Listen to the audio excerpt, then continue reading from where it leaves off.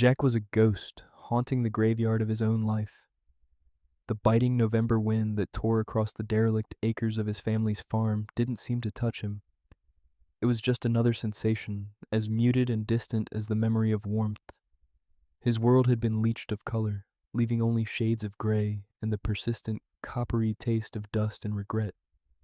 The farmhouse, once a place of summer laughter and the smell of his mother's baking, now stood skeletal against the bruised sky, its windows like vacant eyes. He lived in his truck, a dented Ford that smelled of stale coffee, and the cold iron of the pistol he kept under the driver's seat. It was a more honest home than the house. The house held memories of a boy who believed in futures. The truck held only the reality of the man who had survived his. He was a cartography of ruin. A thick, puckered scar ran from his left temple down his cheek, a permanent tributary of the blast that had redefined his existence. Shrapnel still lived in his bones, a dull ache that sang a duet with the sharper pain in his soul. They'd pulled him from the wreckage of a Humvee in the Kandahar Valley, the lone survivor. A hero, the discharge paper said. A failure, his heart screamed back in the silent hours of the night. Former Navy SEAL. The title was a phantom limb, an identity he no longer felt he had the right to claim. The skills remained, dormant and coiled inside him like a sleeping viper, but the purpose was gone. He'd lost his team, his brothers, David. The name was a shard of glass in his throat. He saw their faces in the shimmer of heat off asphalt, heard their voices in the static between radio stations. Ghosts. They were all ghosts, and he was their unwilling keeper. The medical discharge had been a mercy killing. They'd cut him loose from the only world that made sense, and he drifted, untethered, until the currents of memory and obligation had washed him up on this forgotten shore. His father had died while he was overseas, a quiet heart attack that felt like a betrayal. Jack hadn't been there. He'd been half a world away, losing his real family, while the man who gave him his name slipped away alone. He'd inherited this land, this monument to decay, and had done nothing but watch it crumble, a fitting reflection of the man he'd become. Each day was a ritual of emptiness.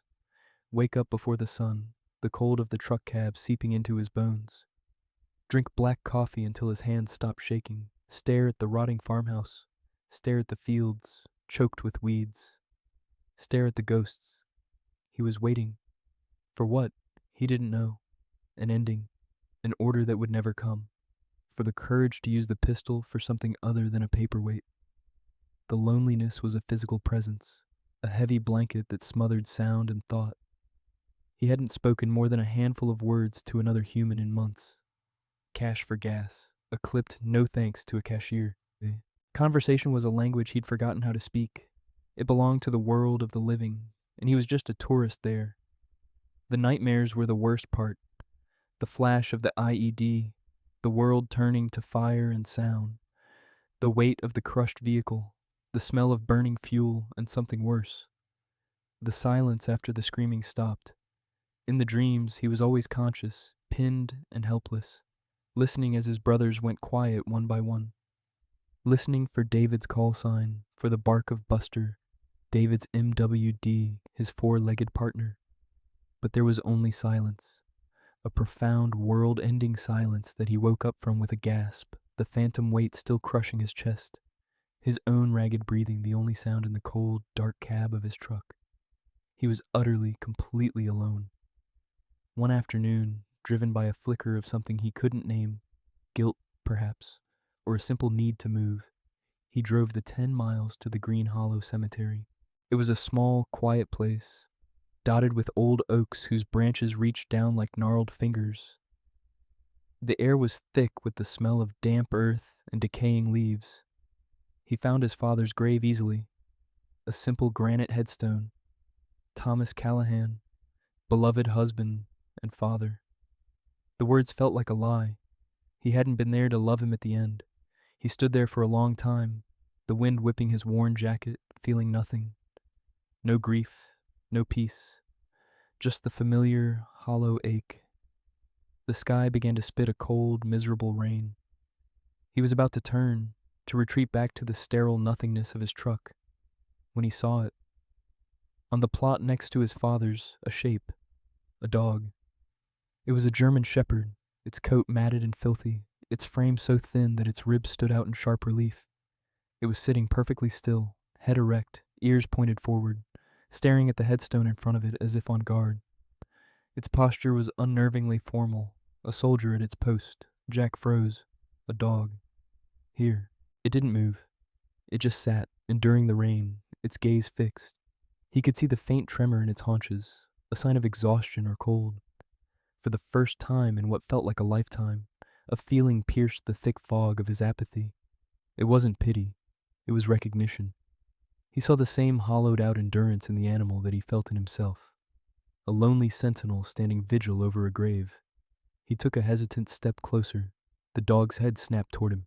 A low growl rumbled in its chest, a sound like grinding rocks.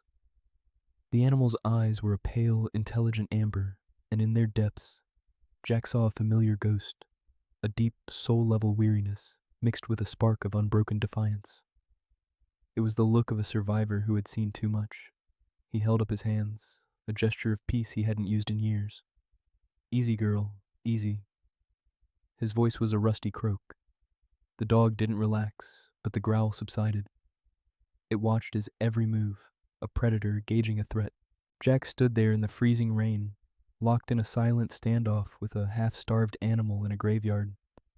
The absurdity of it almost made him smile, but the expression wouldn't form. He had nothing to offer it, no food, no comfort. He was as broken and empty as the fields on his farm. He gave a slow, deliberate nod, a concession of territory, and backed away. He retreated to his truck, the dog's amber eyes following him until he closed the door. He sat there for a moment, the engine off, the rain drumming a frantic rhythm on the roof. He drove away, but the image of the dog was burned into his mind, a lone soldier on a forgotten grave. That night, the ghosts were quieter. The image of the dog stood between him and the memories of fire and silence. The next morning, he broke his routine. Instead of just coffee, he drove to the small town grocery store.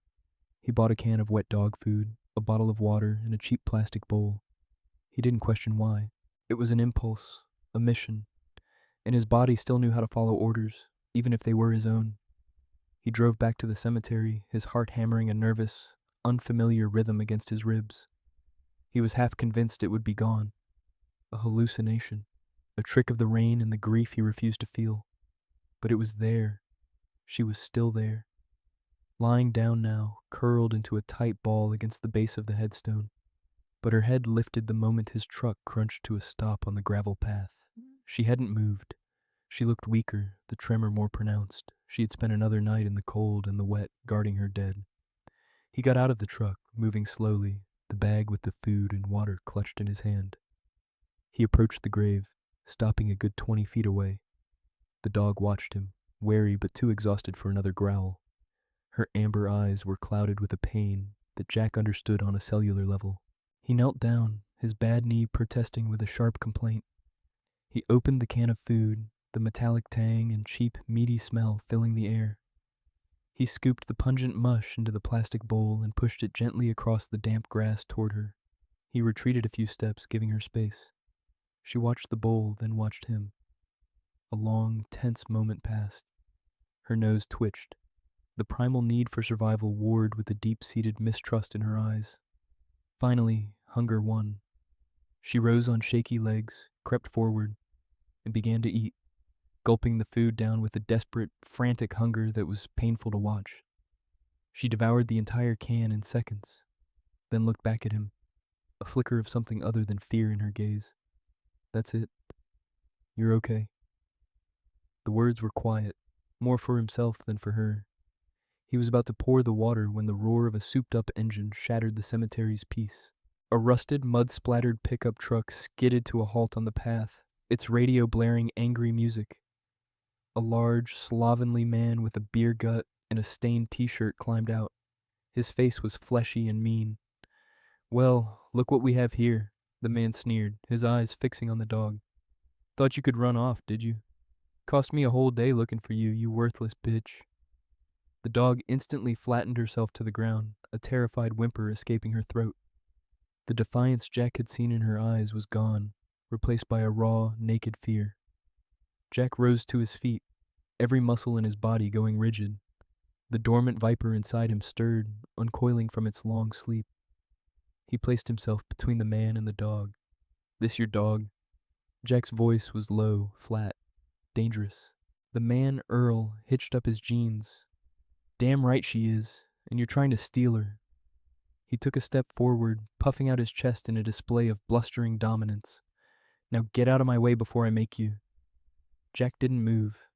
He didn't even blink. He just looked at Earl, his gaze as cold and hard as the granite headstones around them. He saw the man's type instantly, a bully, a coward who fed on the fear of things weaker than himself. He'd seen men like him in every corner of the world, and he knew exactly how to dismantle them. "She looks hungry," Jack stated, his voice devoid of emotion, "and scared." "She'll be a lot more scared when I get her home," Earl spat, reaching for a thick leather leash coiled on his belt. The end of it was frayed, and Jack had a sick feeling it was used for more than just walking. Now, for the last time, Earl took another step. It was a mistake. Jack moved, not fast, but with a chilling economy of motion. He closed the distance in a single stride. His hand shot out and clamped down on Earl's wrist, the one reaching for the leash. Jack's grip was like a vice. His fingers, strengthened by years of climbing, shooting, and fighting, dug into the soft flesh and bone. Earl yelped, his eyes wide with shock and sudden, intense pain. The bravado evaporated, replaced by the panicked look of a cornered rat. "Hey, let go of me." "You're going to get in your truck," Jack said, his voice a low, gravelly whisper that was more terrifying than any shout. He squeezed, and a sickening crackle echoed in the quiet air. Earl screamed, a high-pitched sound of pure agony. "You're going to drive away. You're never going to look for this dog again. You're never going to come near her again. Do you understand me?" Tears of pain streamed down Earl's face. He nodded frantically, babbling, "Yes, okay, I understand. Just let go." Jack held the grip for a second longer, letting the lesson sink in. He saw the terror in the man's eyes, the complete and utter submission. The bully was broken. He released his wrist with a shove that sent Earl stumbling backward. Earl cradled his hand, his face pale with pain and fear. He scrambled back to his truck without another word, fumbling with the door handle with his good hand. He threw one last terrified look at Jack, then peeled out, spraying gravel and mud. The silence that descended was absolute. Jack stood there, his heart pounding with a surge of adrenaline he hadn't felt in years. His hand was trembling, not from weakness, but from the violence he had so easily unleashed. He turned. The dog was still on the ground, but her head was lifted. She was looking at him, and the fear in her eyes was gone. In its place was a look of profound, questioning awe. He knelt again, his own body trembling now with the adrenaline crash. "He's gone," he whispered. "He's not going to hurt you anymore." He slowly poured the water into the bowl.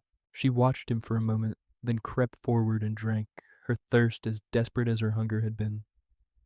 When she was done, she didn't retreat. She took a hesitant step toward him, then another.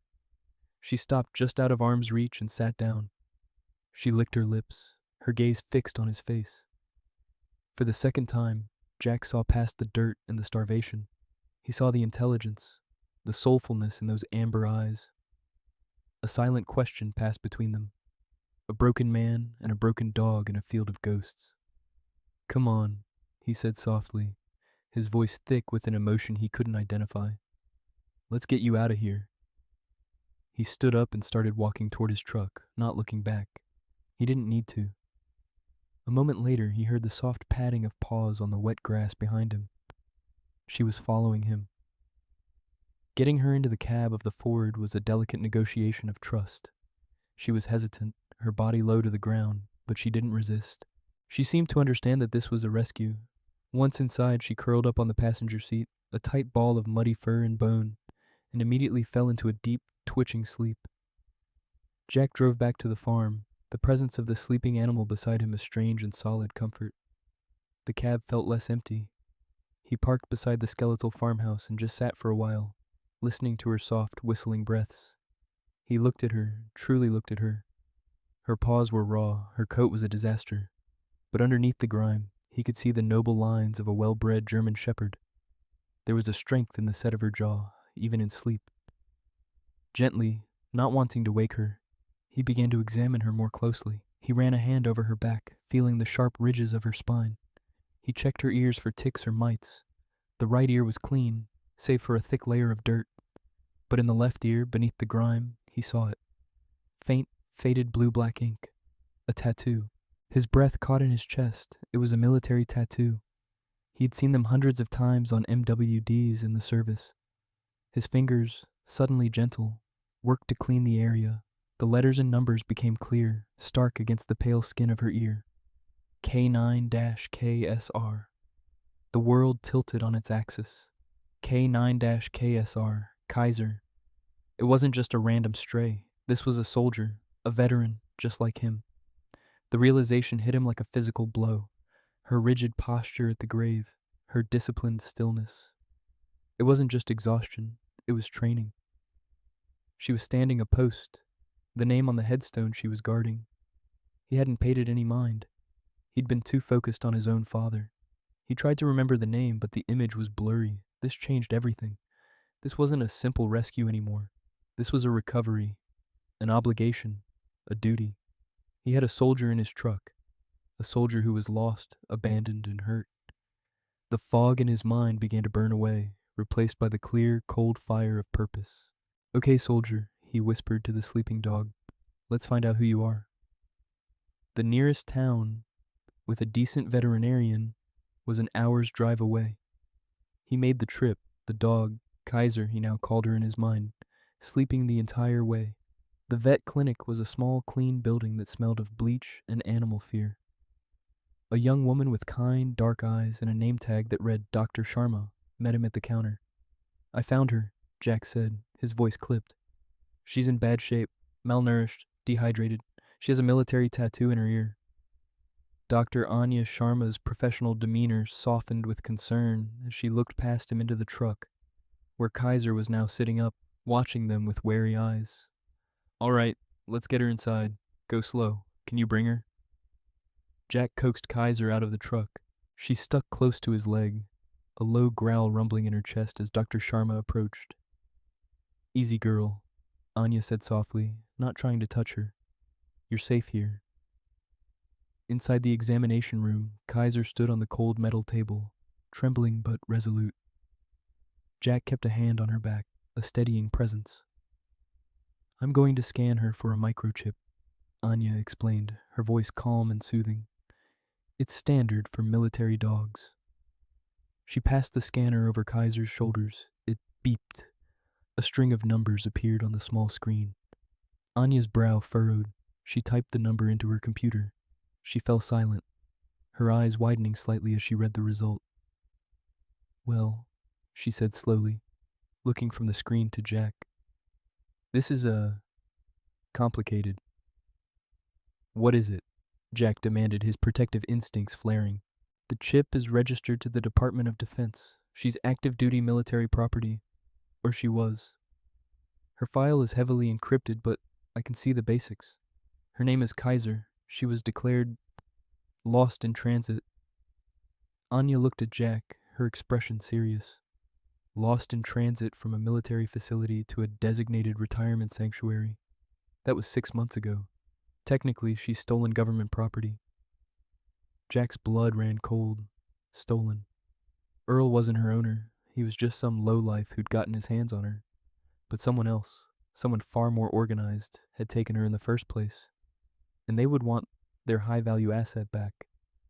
"She was wounded," Anya continued, her fingers gently probing a patch of raised, scarred skin on Kaiser's flank that Jack hadn't noticed. "Shrapnel. Just like—" She trailed off, her gaze flicking to the scar on Jack's face.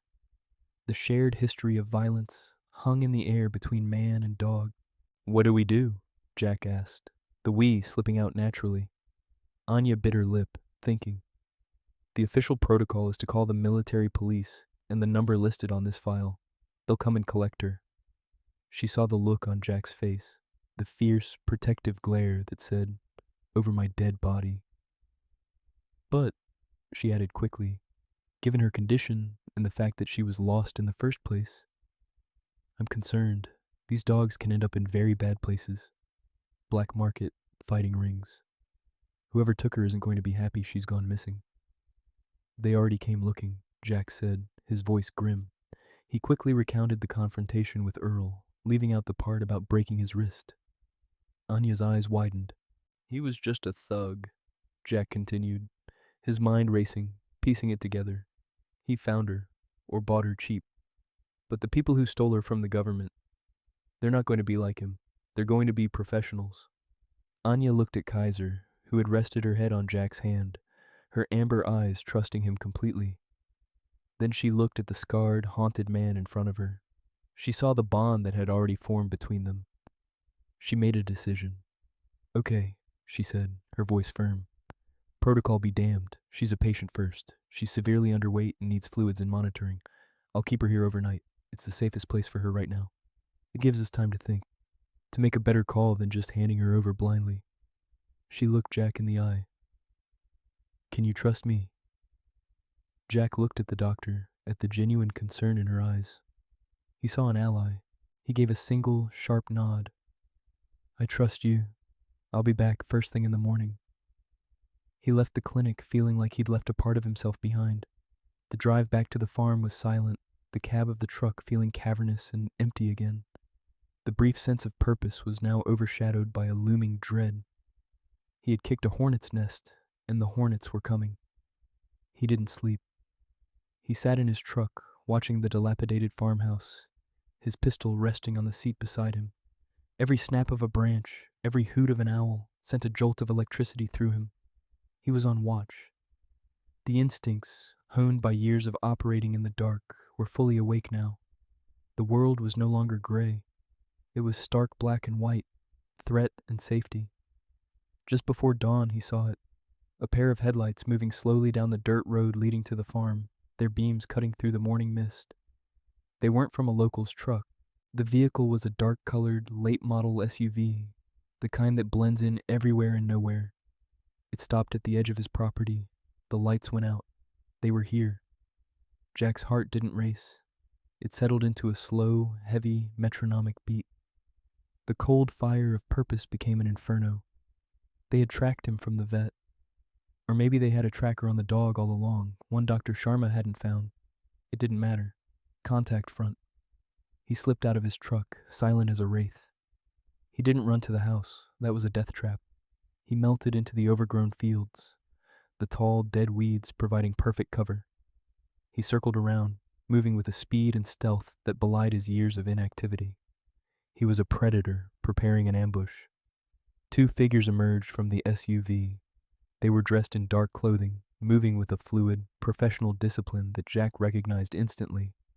Contractors, mercenaries, not soldiers. They carried suppressed pistols, holding them in a low, ready position. They swept the area, their movements coordinated, their focus on his truck.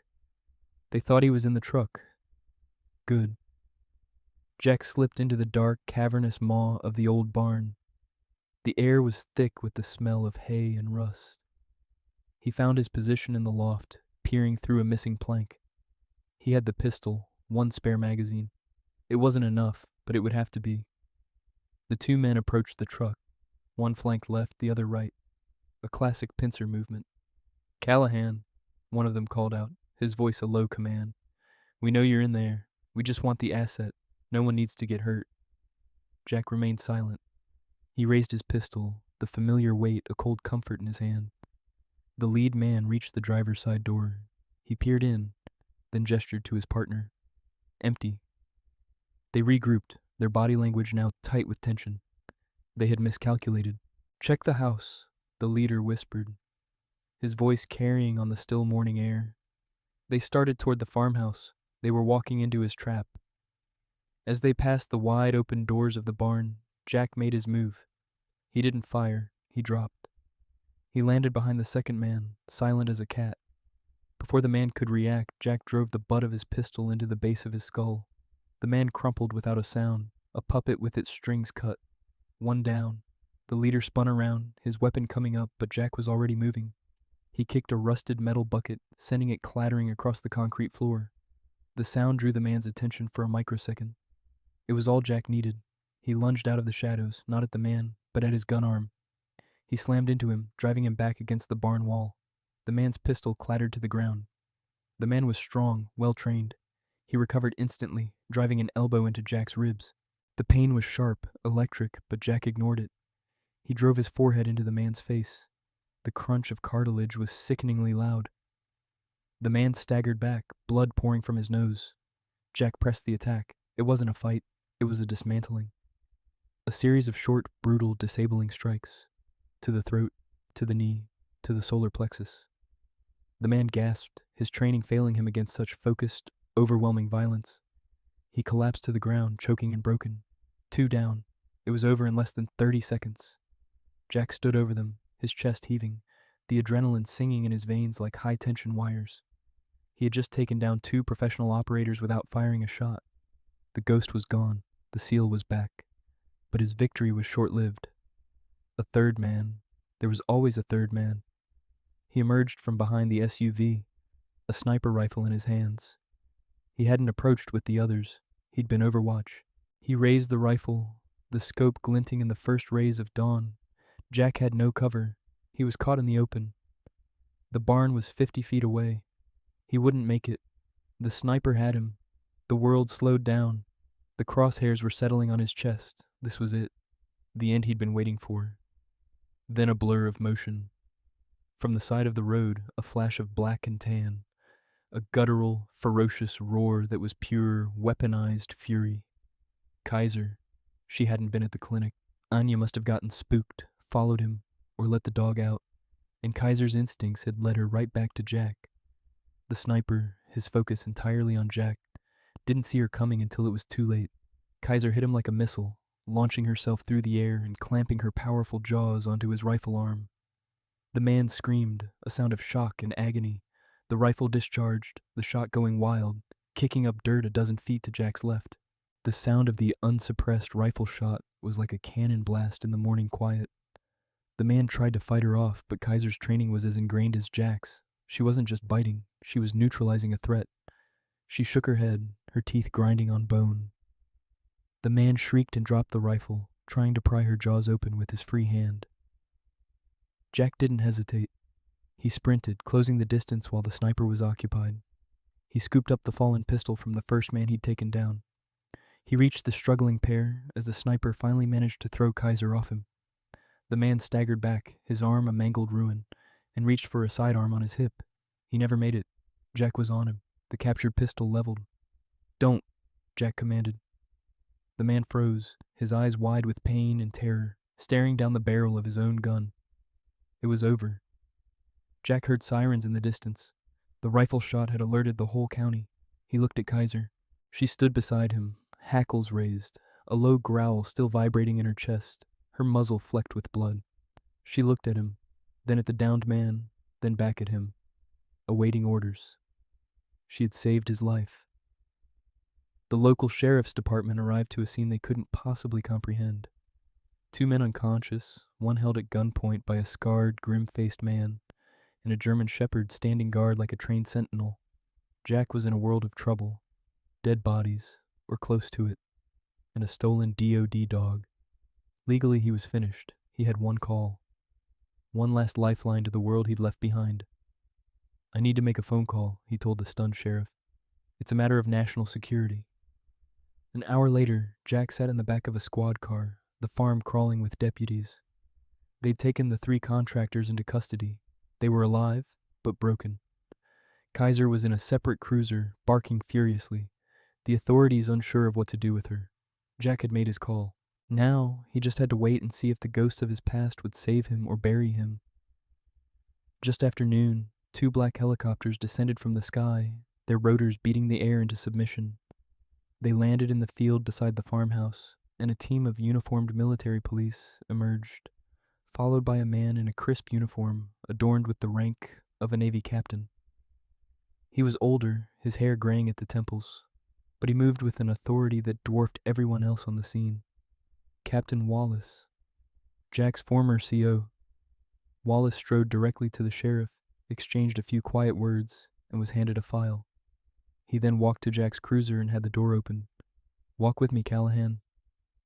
It wasn't a request. They walked through the overgrown field, away from the chaos. "You look like hell," Wallace said, his voice the same calm, commanding tone Jack remembered from 100 mission briefings. "You should see the other guys," Jack replied, his voice flat. "I have," Wallace said, a flicker of a grim smile on his lips. "Impressive work. Stupid, but impressive. You made a mess, Jack." "They were trying to take my dog," Jack said. Wallace stopped and turned to face him. "She's not your dog, Jack. She's evidence. She's the property of the United States government. These men you took down are part of a high-level trafficking ring run by a former contractor. We've been hunting them for a year. They specialize in stealing wounded MWDs and selling them to the highest bidder. You just gift-wrapped their entire command structure for us." Wallace opened the file. He pulled out a photograph. It showed a younger, smiling soldier kneeling beside a proud-looking German shepherd. Jack's breath hitched. The soldier was David, his best friend.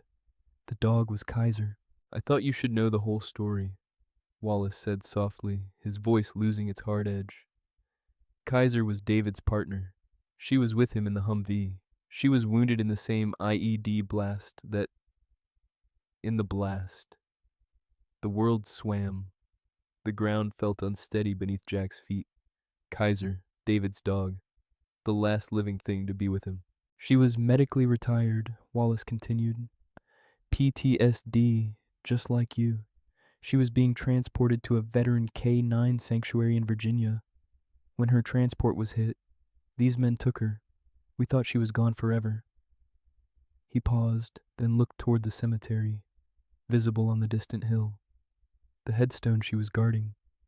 It wasn't your father's. It was the one next to it. The name on it is Miller, David's grandparents. That's his family plot. She wasn't just sitting on a random grave, Jack. She escaped from that thug, and her instincts, they led her to the only place she felt connected to him. She was looking for David. The dam inside Jack finally broke. A strangled sob escaped his throat. The grief he had held at bay for years, the guilt, the pain, it all came rushing out in a tidal wave. He staggered, and Wallace caught his arm, holding him steady. He saw it all now. The dog's haunted eyes mirrored his own, because they had seen the same fire, heard the same silence. They were the only two survivors of that day. "She's a hero, Jack," Wallace said, his voice thick with emotion. "She saved your life today, and from the looks of it, you saved hers right back." Tears streamed down Jack's face, washing away the dust of years of numbness. He wept for David. He wept for his team. He wept for the broken, loyal dog who had crawled through hell to find a ghost and had found him instead. A year later, the farm was unrecognizable. The skeletal house was reborn, its windows gleaming, a curl of smoke rising from its chimney. The fields were cleared, green shoots pushing up from the dark, rich earth. The rust was gone. The decay was gone. Life had returned. Jack stood on the porch, a mug of coffee in his hand. The scar on his face was still there, a pale silver line now, but the haunted look in his eyes was gone. It had been replaced by a quiet, settled peace. He smiled, a real, easy smile, as a blur of black and tan shot past him, chasing a red rubber ball across the new lawn. Kaiser was sleek and powerful now, her coat thick and shining, her amber eyes bright with joy and intelligence. She skidded to a halt, the ball in her mouth, and trotted back to him, her tail wagging furiously. She dropped the ball at his feet and looked up at him, her expression one of pure, unadulterated devotion. Captain Wallace had pulled more than a few strings. After the traffickers were prosecuted, Kaiser's file had been quietly amended, citing her heroic actions and the unique, profound bond she shared with the sole other survivor of her handler's unit. She was officially and permanently adopted into the care of one Jack Callahan. Jack reached down and ruffled the fur on her head. "Good girl," he murmured. A car pulled up the newly graveled driveway. Dr. Anya Sharma got out, a bag of groceries in her arms. She had become a frequent visitor, a friend who had seen him at his worst and had helped him find his way back. She smiled at the scene. Looks like someone's feeling better. We both are, Jack said, and the truth of it resonated deep in his bones. They had saved each other, the broken soldier and the broken dog. In the ruins of their shared past, they had found more than just survival.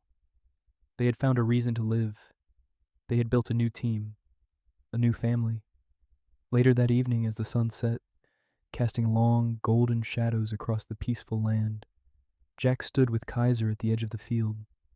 He looked out at the world, no longer a ghost in it, but a part of it. The ghosts of David and his team were still there, but they were no longer screaming. They were quiet, peaceful memories. He had finally honored them, not by dying with them, but by living for them. He threw the ball one last time. Kaiser bounded after it, a joyful living testament to loyalty and resilience. Jack watched her run, a profound sense of gratitude filling his heart. He was home. He was whole. He had a mission, and his mission was sleeping at the foot of his bed every night.